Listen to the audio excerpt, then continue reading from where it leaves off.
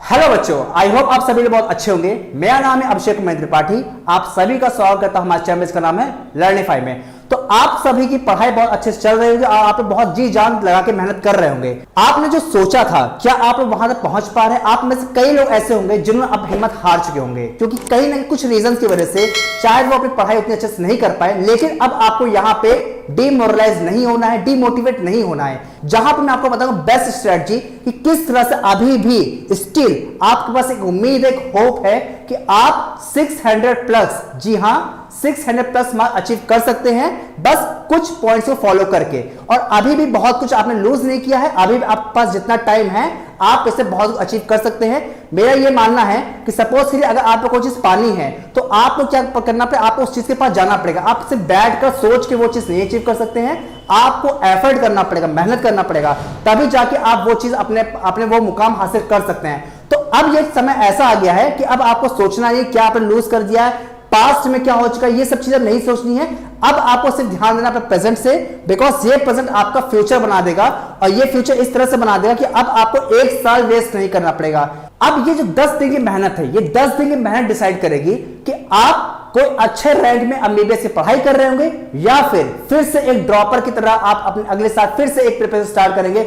और to be very honest, एक साल ड्रॉप के बाद फिर से आपका जो कॉन्फिडेंस लेवल होता है वो उस लेवल का नहीं होता है कि आप उतनी शिद्दत से मेहनत कर सके। बहुत कम लोग होते हैं जो कई साल के अटेम्प्ट के बाद ही कोई कॉलेज अटेम्प्ट कर पाते हैं, कोई क्रैक कर पाते हैं, जबकि मोस्टली जो स्टूडेंट्स होते हैं वो पहले या सेकंड अटेम्प्ट में क्या करते हैं, अच्छे रैंक को अचीव कर सकते हैं। तो क्या स्ट्रेटजी है वही मैं आपको बताने के आया हूं। तो आप लोग देखिए क्या स्ट्रेटजी रहेगी यहां पर। देखिए सबसे इंपॉर्टेंट क्या है, आपके सामने दिख रहा होगा, यहां पर लिखा हुआ है strategy to score 600 plus marks in NEET 2022 exam. क्या स्ट्रेटजी? देखिए सबसे पहले यहां पे हम बात करते हैं फिजिक्स, बायोलॉजी और केमिस्ट्री में।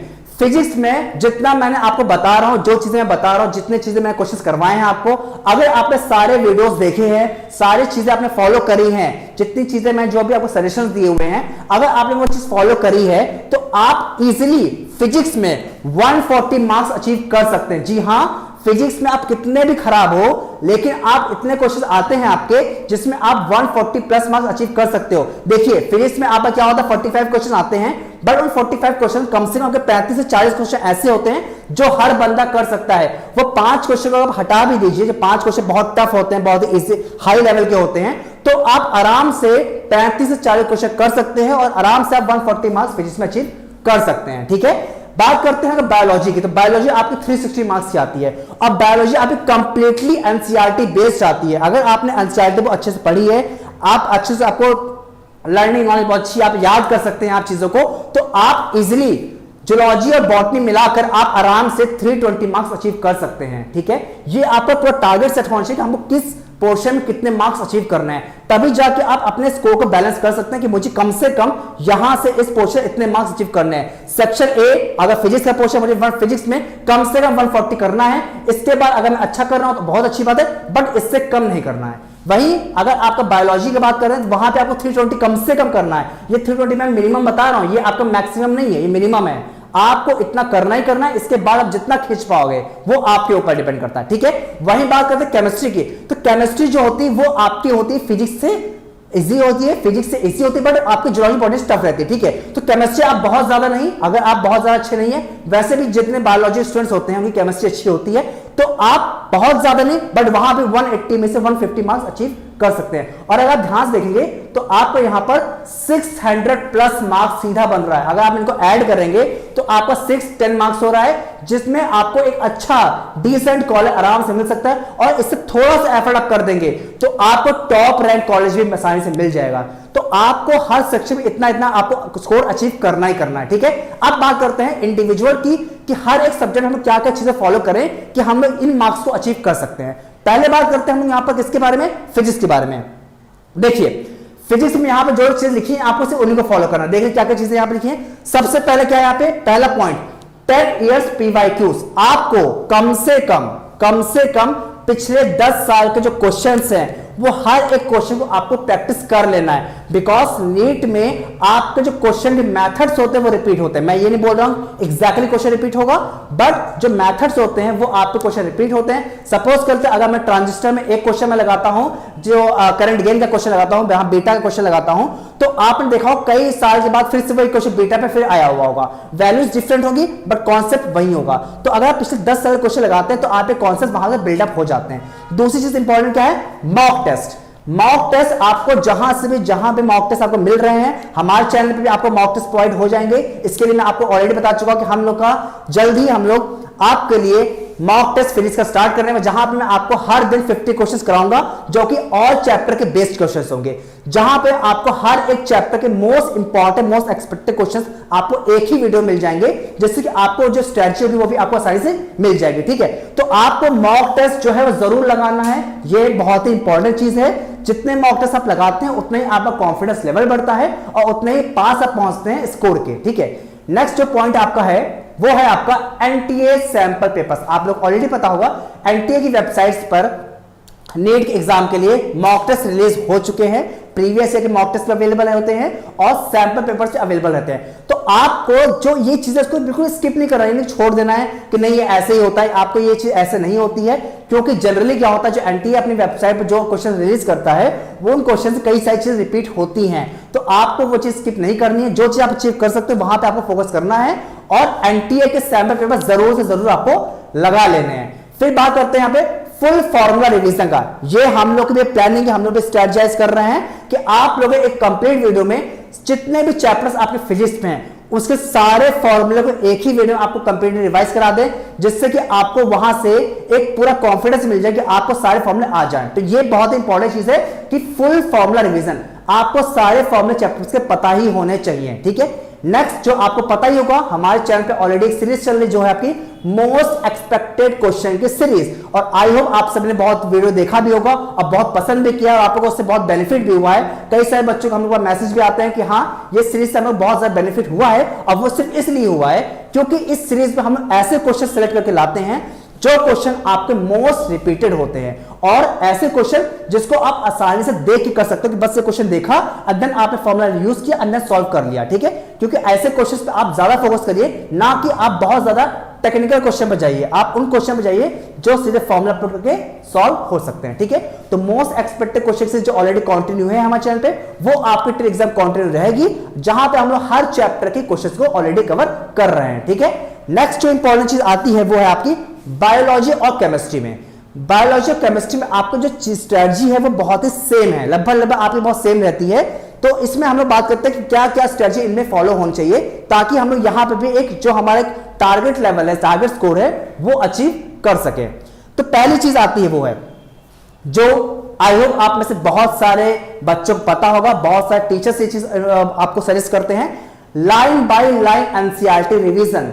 आप लोग को बायोलॉजी में, स्पेशली मैं बोल रहा हूं बायोलॉजी में जो जूलॉजी और बॉटनी की बुक्स होती हैं, आपको वहां पे एनसीईआरटी की जो बुक होती है उसके लाइन बाय लाइन रिवीजन करना है, बिकॉज एग्जैक्टली जो आपकी लाइन होती है वो आपके क्वेश्चन में आ जाती है, वही आपको ऑप्शन बन के आता है। तो अगर आपने लाइन बाय लाइन रिवीजन किया हुआ है केमिस्ट्री और बायोलॉजी दोनों में, तो आपको सीधा इसका बेनिफिट मिलेगा। ठीक है, तो ये एक बहुत इंपॉर्टेंट चीज है, बहुत मुश्किल नहीं है, इम्पॉसिबल नहीं है, ये आप आराम से कर सकते हैं। ठीक है, और मैं यहां पे ये चीज बता रहा हूं कि देखिए एक चीज मत समझिए कि जैसे क्या होता है, चिड़िया बारिश से बचने के लिए क्या करती है, हमेशा शेल्टर खोजती है, लेकिन बाज उसी बारिश से बचने के लिए क्या करता है, बादलों के ऊपर से उड़ता है। तो यहां पे क्या है, प्रॉब्लम सेम है, दोनों के चिड़िया और बाज दोनों को बारिश से बचना है, बट एक जो है, एक इंसान क्या है, वो छुप रहा है, वो बारिश से छुप रहा है, जबकि एक इंसान क्या कर रहा है, वो बादलों के ऊपर से उड़ के अपने आप को बचा रहा है। तो यहां पे क्या है, प्रॉब्लम सेम है बट एटीट्यूड का डिफरेंस है।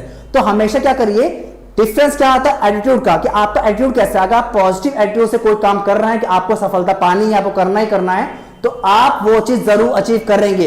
बट अगर आपने वहां पे लापरवाही, एक दिन आपने बहुत अच्छे लेवल कर रहे हैं, अगर फिर से आप ढीले पड़ गए, तो वहां पे आप कुछ अचीव नहीं कर सकते। तो इंपॉर्टेंट क्या है, जिस स्पीड से शुरू किया है आपको वो रेट कॉन्स्टेंटली मेंटेन होना चाहिए, और एक पॉजिटिव एटीट्यूड होना चाहिए कि हाँ मैं कर सकता हूं और मैं ये करूंगा। ठीक है, ये बहुत इंपॉर्टेंट है।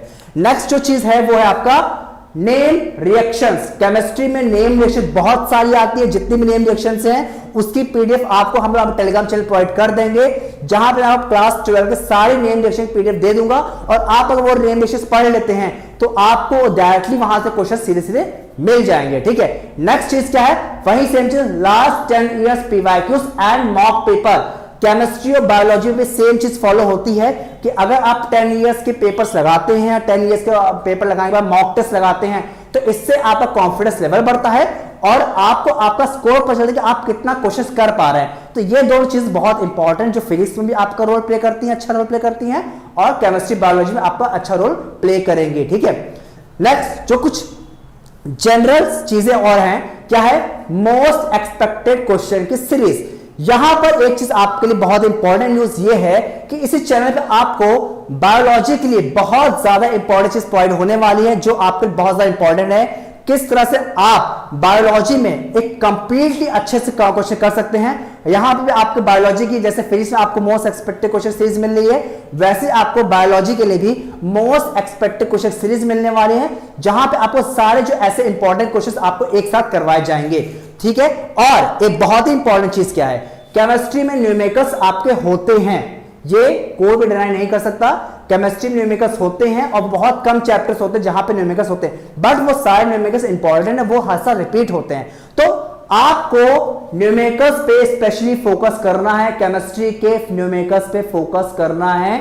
आप बिल्कुल भी ये नहीं सोचना है कि नहीं करना मुझे, आप उसको जरूर करिए, बिकॉज क्या होता है कि वो आपको बहुत ज्यादा, एक कहते हैं कि आपको जो नॉर्मल बच्चों से बहुत अलग बनाता है। अगर आप केमिस्ट्री के न्यूमेरिकल्स अटेम्प्ट करते हैं तो आप समझ लें आप वो जो एक्स्ट्रा मार्क्स है वो गेन कर रहे हैं। ठीक है, तो ये आपके लिए बहुत इंपॉर्टेंट है। नेक्स्ट क्या है, बायोलॉजी में human and plant structure based questions. देखिए, ह्यूमन स्ट्रक्चर पे आपको पता है, ह्यूमन ऑर्गन के स्ट्रक्चर पे बेस्ड क्वेश्चन, और प्लांट के डिफरेंट स्ट्रक्चर्स होते हैं, प्लांट में रिप्रोडक्शन, बहुत सारी डिफरेंट चीजें होती हैं, इन पर बेस्ड क्वेश्चन आपको जरूर कर लेना है, बिकॉज ये क्वेश्चन हमेशा से आपके लिए इंपॉर्टेंट रहते हैं। ठीक है, ये कुछ चीजें हो गई जो आपको बायोलॉजी और केमिस्ट्री में फोकस करनी है। अब यहां बात करते हैं कुछ चीजों की जो इंपॉर्टेंट है, वो है हमारा टेलीग्राम चैनल। यहां पे आप देख पा रहे हैं हमारा टेलीग्राम चैनल, जिसका लिंक डिस्क्रिप्शन पे भी अवेलेबल है। यहां से जाके आप हमारे टेलीग्राम चैनल को ज्वाइन कर सकते हैं, जहां पे आपको कंप्लीट डेली टेस्ट सीरीज मिलेगी, जहां पे आपको इंपॉर्टेंट क्वेश्चंस जो होंगे डेली आपको प्रोवाइड किए जाएंगे, जिसको आप सॉल्व करके अपनी प्रैक्टिस कर सकते हैं, बिकॉज प्रैक्टिस अब इंपॉर्टेंट बहुत है।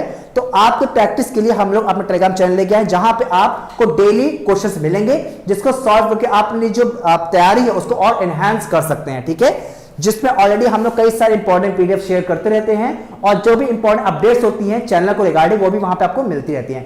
तो टेलीग्राम चैनल को जरूर ज्वाइन कर लेना है। ठीक है, इसके बाद जो नेक्स्ट चीज है वो है कुछ जनरल एडवाइस।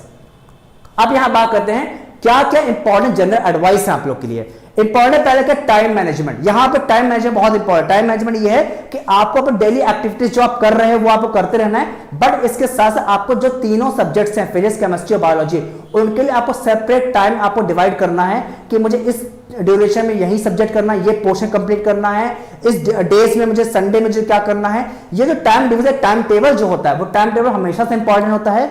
कई सारे बच्चे इसीलिए पीछे रह जाते हैं क्योंकि वो अपना टाइम टेबल डिसाइड नहीं कर पाते हैं, उनको यही नहीं पता है कब मुझे क्या चीज कंप्लीट करनी है।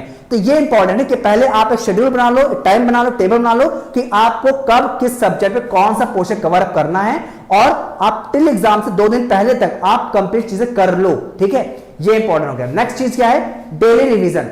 ये जैसे कि हमें बताया, इसके लिए आपको कुछ एक्स्ट्रा करना नहीं है, आपको सिर्फ हमारे टेलीग्राम चैनल को ज्वाइन कर लेना है, क्योंकि वहां पे आपको हम लोग डेली क्वेश्चंस प्रोवाइड कर देंगे, जिसका प्रैक्टिस करके आप ऑलरेडी अपना डेली रिवीजन कर सकते हैं। ठीक है, तो इसके लिए हम लोग पे आप डिपेंड हो सकते हैं, बिकॉज यहां से हम लोग आपको डेली क्वेश्चन की प्रैक्टिस करा देंगे। ठीक है, नेक्स्ट जो चीज है वो क्या है, फोकस एंड नो डिस्ट्रैक्शन। ये बहुत इंपॉर्टेंट चीज है। यहां पर मुझसे एक दोस्त ने मेरे बोला था कि कई बार क्या होता है कि जो हम लोग एग्जाम की प्रिपरेशन करते हैं, तो हम लोग सपोज हमने 2 घंटे प्रिपेयर किया, मैं एग्जाम 2 घंटे तैयारी किया, बट 2 घंटे बाद जैसे मैं दोस्त से मिला, दोस्त से मिलकर मैंने अपने कुछ एक्स्ट्रा बातें करने लग गया।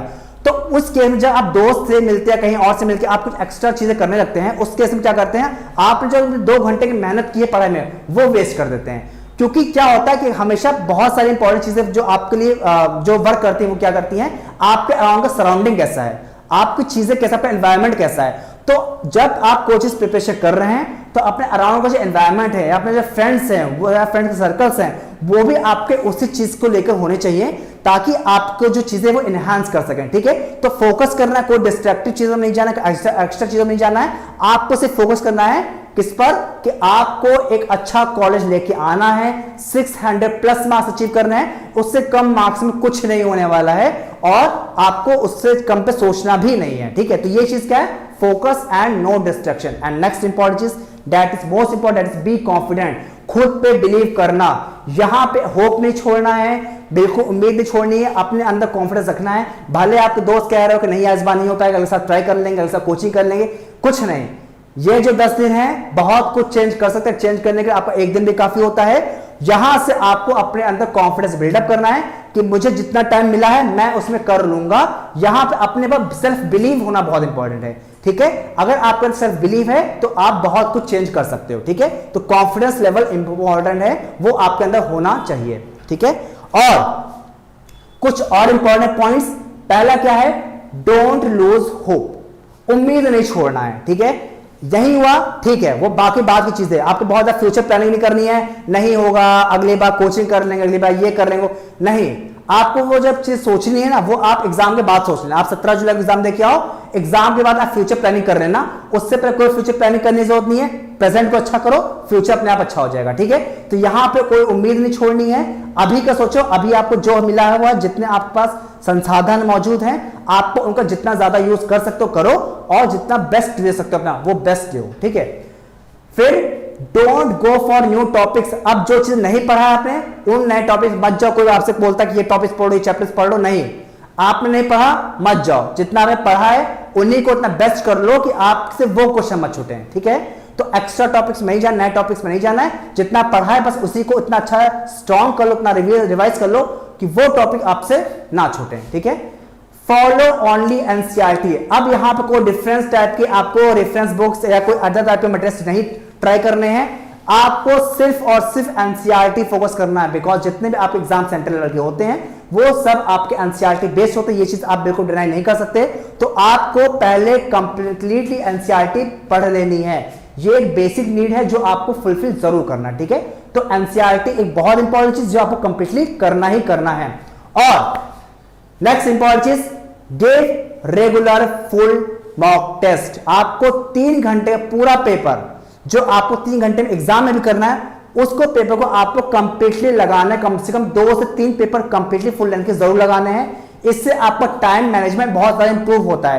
बिकॉज कई बार होता है बच्चों क्वेश्चन आते हैं बट जब एग्जाम में क्वेश्चन देने बैठते हैं तो वहां पर वो क्या करते हैं, उनको टाइम बहुत कम पड़ जाता है और वहां पर वो पूरे क्वेश्चन सॉल्व ही नहीं कर पाते हैं। तो ये चीज से बचने का सबसे इंपॉर्टेंट चीज क्या है कि आप लोग फुल लेंथ मॉक टेस्ट दीजिए, 3 घंटे टाइमर सेट करिए और टाइमर लगाकर आप लोग वो पूरा मॉक टेस्ट सॉल्व करिए, जिससे कि आप लोग देखिए कि क्या आप लोग उस टाइम में क्वेश्चन कर पा रहे हो नहीं कर पा रहे हो। बिकॉज किसी एग्जाम में क्वेश्चन को करना जितना इंपॉर्टेंट होता है उतना ही इंपॉर्टेंट होता है सिलेक्शन ऑफ द क्वेश्चन। कौन से क्वेश्चन मुझे आता है, कौन सा मुझे अटेम्प्ट करना है और कौन सा नहीं करना है, एक्स्ट्रा टाइम वेस्ट नहीं करना है। वो चीजें आपकी तभी इंप्रूव होगी जब आप फुल लेंथ का मॉक टेस्ट देते हैं। इसके लिए भी आपको हमारे ऊपर आप डिपेंड हो सकते हैं, बिकॉज हम लोग भी आपके लिए कंप्लीट मॉक टेस्ट प्रोवाइड करने वाले हैं, जहां पे आपको सारे चैप्टर्स एक साथ मिल जाएंगे और आप 3 घंटे की प्रैक्टिस करके आप बहुत डिफरेंस महसूस कर सकते हैं। और एक जो लाइन जो मेरे दिल के बहुत करीब है वो ये है कि रणभूमि में युद्ध हो उससे पहले मन भूमि में खेला जाता है। इसका मतलब यह है कि हारने से पहले आपको हारना नहीं है, हार नहीं मानना है। जब तक 17 जुलाई का एग्जाम नहीं हो जाता उससे पहले आपको अपना कॉन्फिडेंस लेवल बिल्डअप करना है और हार नहीं मानना है। मिलते हैं नेक्स्ट वीडियो में, तब तक के लिए नमस्ते।